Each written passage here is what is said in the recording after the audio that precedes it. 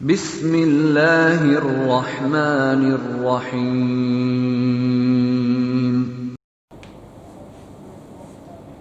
درجہ فوقانیہ کے عزیز طلبہ و طالبات، آج بہار اسٹیٹ مدرسہ ایجوکیشن بورڈ کی جانب سے آن لائن کلاس کا جو سلسلہ جاری ہے، اسی کے تحت 29ویں پارے سورہ معارج کی چند آیت کا ترجمہ آپ کے سامنے پیش کیا جائے گا۔ سب سے پہلے قرآن کریم کی ان آیت کو غور سے سنیں، اس کے بعد اس کا ترجمہ انشاءاللہ پیش کیا جائے گا۔ اعوذ باللہ من الشیطان الرجیم، بسم اللہ الرحمن الرحیم۔ سأل سائل بعذاب واقع للكافرین لیس له دافع من اللہ ذی المعارج تعرج الملائکۃ والروح الیہ فی یوم کان مقدارہ 50,000 سنہ فاصبر صبرا جمیلا انہم یرونہ بعیدا ونراہ قریبا یوم تکون السماء کالمہل۔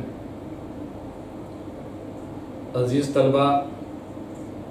یہ سورہ معارج کی چند آیت کی تلاوت کی گئی ہے۔ معارج، یہ سورہ معارج کی جو ابتدائی آیتیں بیان کی گئی ہیں، پڑھی گئی ہیں، سب سے پہلے آپ یہ جانیے کہ معارج یہ معراج کی جمع ہے۔ معارج معراج کی جمع ہے، جس کے معنی ہے ہر ایسی چیز کے جس سے اوپر چڑھا جائے اور اوپر کی طرف جایا جائے، اس کو کہا جاتا ہے معارج۔ اس سورت کو سورہ معارج اس لیے کہہ رہے ہیں کہ آگے اس سورت میں اللہ تبارک تعالیٰ نے بیان فرمایا من اللہ ذی المعارج، خود معارج کا ذکر ہے، اس میں لفظ معارج ہے، اسی مناسبت سے اس سورت کا نام سورہ معارج رکھا گیا۔ اس پوری سورت میں اللہ تبارک تعالیٰ نے 2-3 باتوں کو بیان فرمایا ہے۔ ایک یہ کہ قیامت کے منظر کو اللہ تبارک تعالیٰ نے بیان کیا، دوسرے انسان کی اجرت پسندی کو بیان فرمایا، اور تیسرے انسان کی تخلیق کو بیان فرمایا ہے۔ ابھی جو آیتیں آپ کے سامنے تلاوت کی گئی ہیں، اس میں اللہ تبارک تعالیٰ قیامت کے منظر کو بیان فرما رہے ہیں۔ اس کی پہلی آیت ہے وَسَأَلَ سَائِلٌ بِعَذَابٍ وَاقِعٍ لِلْكَافِرِينَ لَيْسَ لَهُ دَافِعٌ، کہ سوال کرنے والے نے سوال کیا، پوچھا ایسے عذاب کے بارے میں جو کافروں کے لیے واقع ہونے والا ہے، یعنی قیامت کے دن کافروں کو جو عذاب ملے گا، جو سزا ملے گی، اس کے بارے میں لوگوں نے سوال کیا۔ مفسرین نے یہ سوال کرنے والا کون ہے؟ مفسرین نے اس کے بارے میں یہ بتایا کہ اس کا نام حارث بن نعمان ہے۔ حارث بن نعمان ہے جس نے یہ سوال کیا تھا کہ قیامت کب قائم ہوگی، کافروں کو کیسے سزا دی جائے گی۔ بعض روایت میں یہ بات بھی آتی ہے اور بعض مفسرین نے یہ بتایا ہے کہ یہاں پر جو سائل ہیں ان کا نام حارث بن نعمان نہیں بلکہ نضر بن حارث ہے۔ بہرحال سوال کرنے والے جو بھی ہوں، انہوں نے جو سوال کیا وہ قیامت کے بارے میں سوال کیا ہے، جو کافروں پر جو عذاب آنے والا ہے اس کے بارے میں سوال کیا کہ سأل سائل بعذاب واقع للکافرین لیس لہ دافع، کہ پوچھنے والے نے ایسے عذاب کے بارے میں سوال کیا جو واقع ہونے والا ہے، جو یقینی ہے کافروں کے لیے، لیس لہ دافع، اور اس عذاب کو کوئی دور کرنے والا نہیں ہے۔ اس عذاب کو وہ واقع ہو کر رہے گا کافروں پر، وہ عذاب آ کر رہے گا، وہ سزا مل کر رہے گی کافروں کو، اس عذاب کو کوئی ٹالنے والا، کوئی دوسری ذات ٹالنے والی نہیں ہے۔ من اللہ ذی المعارج، اور یہ عذاب جو آئے گا وہ کن کی طرف سے آئے گا؟ وہ اللہ کی طرف سے آئے گا، جو معارج کا رب ہے۔ جو معارج یعنی سیڑھیوں، جس کا ترجمہ آپ کر سکتے ہیں سیڑھی سے، ویسے معارج میں نے بتایا کہ معارج معراج کی جمع ہے، جس کے معنی ہر ایسی چیز کے جس سے اوپر چڑھا جائے۔ اوپر چڑھنے والی چیز کو آپ کا کہ جو نام متعین کیا گیا ہے وہ سیڑھی ہے، تو جو سیڑھیوں کا مالک ہے۔ تعرج الملائکۃ والروح الیہ، کہ ملائکہ فرشتے اور روحیں چڑھتی ہیں اس کی جانب۔ اب فی یوم کان مقدارہ 50,000 سنہ، ایسے دن میں جس کی مقدار 50,000 سال کی، یعنی قیامت کا ایک دن کتنا بڑا ہوگا؟ جو 50,000 سال کے برابر ہوگا، اس کی مقدار آپ یوں سمجھ وہاں تو سورج نکلے گا نہیں، لیکن ایک دنیاوی اعتبار سے اگر اس کا تجزیہ کیا جائے تو یہ بات آتی ہے کہ 50,000 سال کا قیامت کا ایک دن ہوگا۔ بعض آیت میں یہ بات آئی ہے کہ وہ دن 1000 سال کا ہوگا، جیسے سورہ سجدہ میں کہا گیا فی یوم کان مقدارہ الف سنۃ مما تعدون، کہ 1000 سال کا ہوگا، اور یہاں پر کہا جا رہا ہے کہ وہ 50,000 سال کا ہوگا۔ تو بظاہر دونوں میں تعارض اور ٹکراؤ معلوم ہوتا ہے کہ سورہ معارج کی آیت میں بتایا جا رہا ہے کہ قیامت کا دن 50,000 سال کے برابر ہوگا، اور سورہ سجدہ میں کہا جا رہا ہے کہ 1000 سال کے برابر ہوگا۔ تو ان دونوں آیتوں میں بظاہر ٹکراؤ معلوم ہوتا ہے۔ اس کا جواب یہ ہے کہ جہاں یہ کہا گیا ہے کہ 50,000 سال کا ہوگا، یہ قیامت کے دن کے بارے میں کہا جا رہا ہے کہ قیامت کا دن 50,000 سال کے برابر ہوگا، اور جس آیت میں یہ بات کہی گئی ہے سورہ سجدہ کی آیت میں کہ 1000 سال کے برابر وہ دن ہوگا، تو اس سے مراد یہ ہے کہ آسمان اور زمین کے درمیان کی جو مسافت ہوگی، اس مسافت کو بتایا جا رہا ہے کہ اس مسافت کے طے کرنے میں 1000 سال لگیں گے۔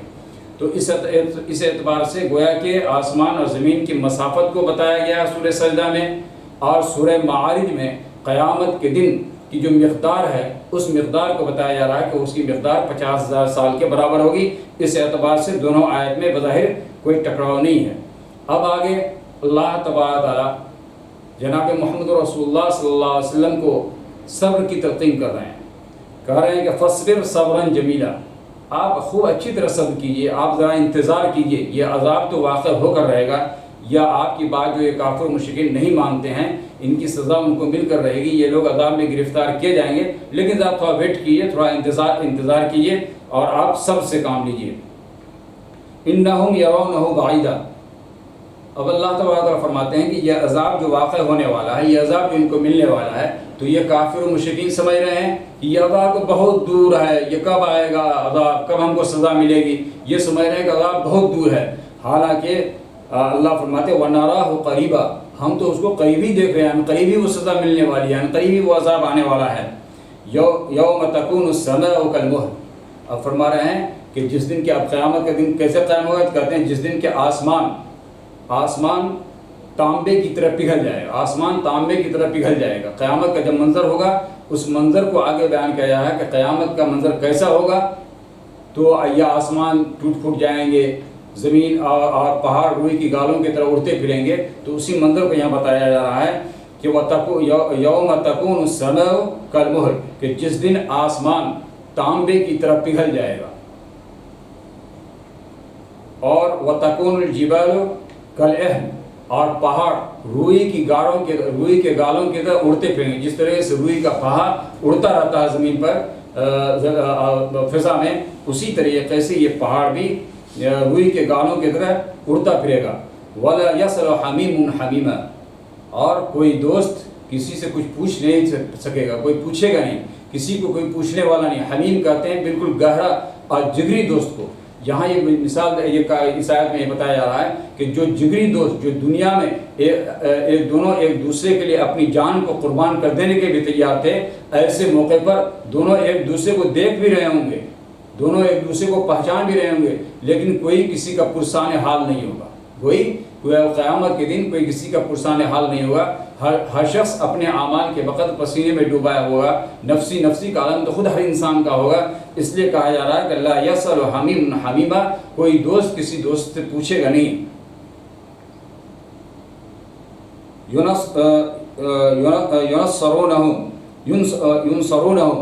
ینصرونہم، اور وہ لوگ ان کو دیکھ بھی رہے ہوں گے، کہ یعنی وہ ایک دوست دوسرے دوست کو دیکھ بھی، ایسا نہیں کہ ان کی نگاہوں سے وہ دوست اوجھل ہوگا کہ اس سے پوچھ ہی نہ پائے، لیکن نہیں، یہاں معاملہ یہ ہوگا کہ دونوں ایک دوسرے کو دیکھ رہے ہوں گے اس منظر میں، لیکن یا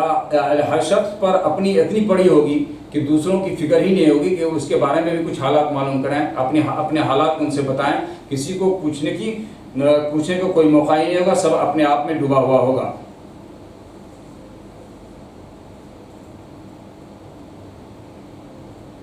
یود المجرم لو یفتدی من عذاب یومئذ ببنی، اب آگے یہ بات کر رہے ہیں کہ یہ مجرم اور گنہگار لوگ ایسے موقع پر، اب مجرم اور گنہگار لوگ جب یہ عذاب کو دیکھیں گے اپنی نگاہوں کے سامنے، تو اب ان لوگوں کی خواہش یہ ہوگی، ان لوگوں کی دلی تمنا اور آرزو یہ ہوگی کہ اے کاش ہم اس عذاب سے نجات حاصل کرنے کے لیے ہم اپنے بیٹے کو، اپنی بیوی کو، اپنے بواخی، اپنے بھائی کو، وہ فصیلتی تووی، اور اپنے وہ خاندان کے وہ لوگ جن کے ساتھ یہ رہا کرتے تھے، ومن فی الارض جمیعا، اور زمین میں جتنے سارے لوگ ہیں، یہ ساری چیزوں کو ہم اللہ کے حوالے کر دیں، دے دیں، اور اس کے بدلے میں اللہ تبارک تعالیٰ ہمیں نجات دے دیں۔ یعنی ان چیزوں کو حوالے کر کے، ان چیزوں کو بطور فدیہ دے کر کے، جس طرح سے دنیا میں ہوتا ہے کہ اگر کسی کو سزا ملنے والی ہوتی ہے تو جرمانہ ادا کر کے، مالی مال ادا کر کے آدمی چاہتا ہے کہ ہم اس قید اور اس سزا سے ہم نجات پا جائیں، اور لوگ روپے دے کر کے، پیسے دے کر کے اس سزا سے نجات حاصل کر لیتے ہیں۔ تو اسی طریقے سے یہ مجرم اور گناہ گار لوگ، ان کی خواہش یہ ہوگی کہ ہم اپنے بچے کو ان کے حوالے کر دیں، اپنی بیوی کو ان کے حوالے کر دیں، اپنے بھائی کو حوالے کر دیں، خاندان کے تمام لوگوں کو حوالے کر دیں، اور دنیا کی ساری چیزیں اس کے بدلے میں ہم دے دیں فدیے کے، بطور فدیے کے، تاکہ کسی طریقے سے ہم کو نجات مل جائے۔ تو ان چیزوں سے نجات ملنے والی نہیں ہے۔ وہ لوگ تو عذاب کو جھیلیں گے، عذاب ان کو، اور سزا اللہ کی سزا، اللہ کا عذاب ان کو مل کر رہے گا۔ کلا، آگے کہا جا رہا کہ ہرگز نہیں،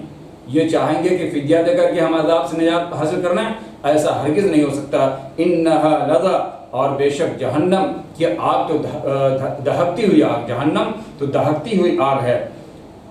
نزاعۃ للشوا، جو،